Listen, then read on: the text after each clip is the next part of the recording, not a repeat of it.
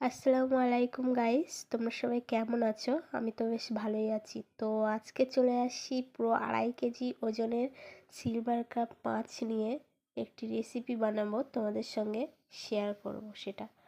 চলো, এখানে আম্মাজি মাছটা ভালো করে কেটে নিচ্ছে পালকগুলো। দেখো, অনেক বড় মাছ তো, যার কারণে বটি ইউজ করতে হচ্ছে। কাটাই যাচ্ছে না একদম পালকটা, খুব শক্ত এবং লম্বা। অবশেষে পালকটা কাটাই গেল। তারপরে মাছের আঁশগুলো ছাড়িয়ে নিচ্ছে।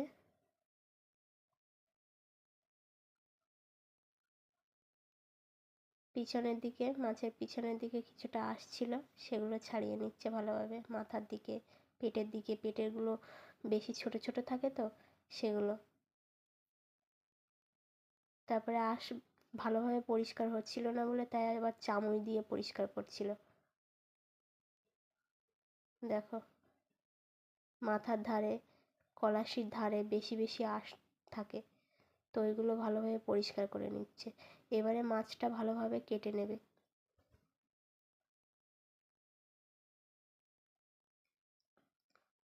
প্রায় কাটা ডান,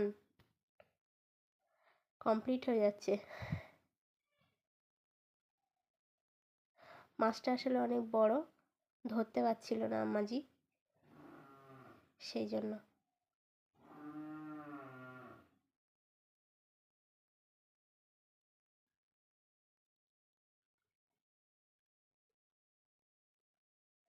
মাথাটা দেখো, একদম লাল লাল। পেটিগুলো কাটছে আম্মাজি এবারে।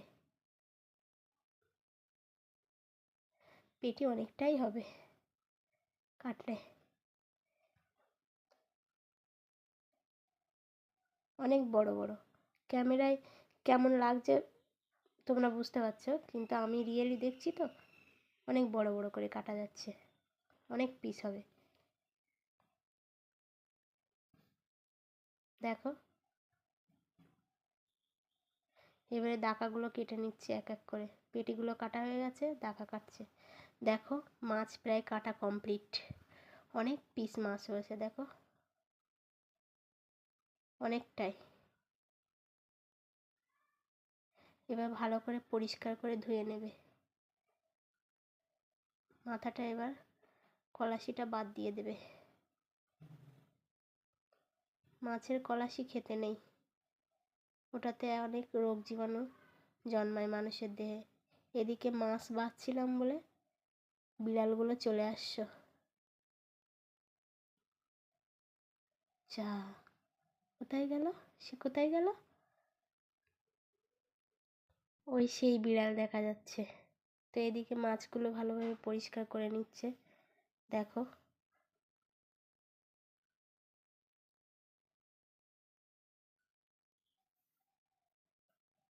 ভালো করে পরিষ্কার করে নিচ্ছে আঁশগুলো যাতে না থাকে। এদিকে মাথাটা রেখেছিল বলে আমি ট্যাপটা ছেড়ে দিয়েছিলাম। ভালো করে পরিষ্কার করে নিচ্ছে।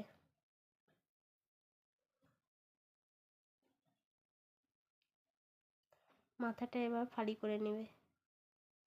যেহেতু অত বড় একটা আস্ত মাথা, তো ভিতরে কিছু যাবে না, স্বাদ আসবে না, সেই জন্য। অলমোস্ট তৈরি হয়ে গেল মাছ ধোয়া। এখনো ভালো করে ধুচ্ছে। আমি হাত দিয়ে একটু ধুয়ে দিচ্ছিলাম।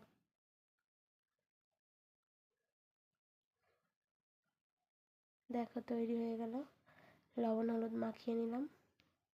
তার আগে আমি লবণ দিয়ে রেস্টে রেখেছিলাম কিছুক্ষণ। তারপরে লবণ শুদ্ধ ধুয়ে নিয়ে তাই আবার লবণ হলুদ দিয়ে এদিকে মাটির উনানে চাটু বসিয়ে সরিষার তেল দিয়ে, তেল গরম হয়ে গেলে মাছ ছাড়ছিলাম। বুঝতে পারছিলাম না কিভাবে দেব।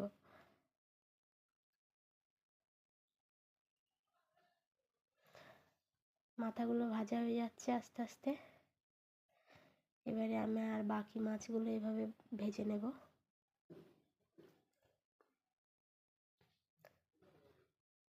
আমি পটল দিয়ে সিলভার কাপ মাছ রান্না করব। আজকে সব মাছগুলো রান্না করব না, আজকে কিছুটা রান্না করব, অন্যদিন করব। মাছটা তো দেখে মনে হচ্ছে সেই স্বাদের হবে।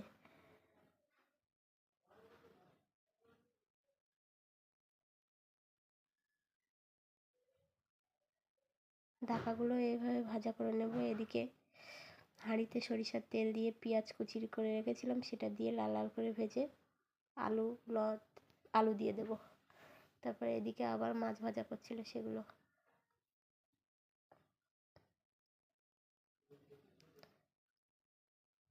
তারপরে লবণ, হলুদ, লঙ্কার গুঁড়ো, মরিচের গুঁড়ো দিয়ে দেব।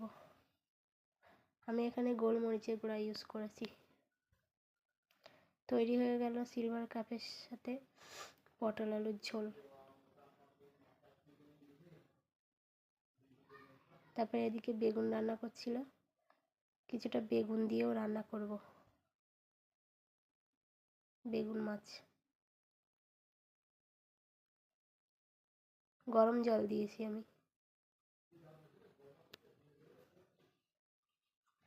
কি সুন্দর বলক উঠে আসছে দেখো। একদম গ্রাম্য পদ্ধতিতে ঘরোয়া রান্না, খেলে মন ভালোও থাকে, পেটও ভালো থাকে। বেশি মশলার খাবার খেলে পেট ভালো থাকে না। তো বাড়িতে এইভাবে বানিয়ে খাবেন, কেমন লাগে বলবেন কমেন্ট বক্সে। এদিকে আমি খাচ্ছিলাম, তো ভালো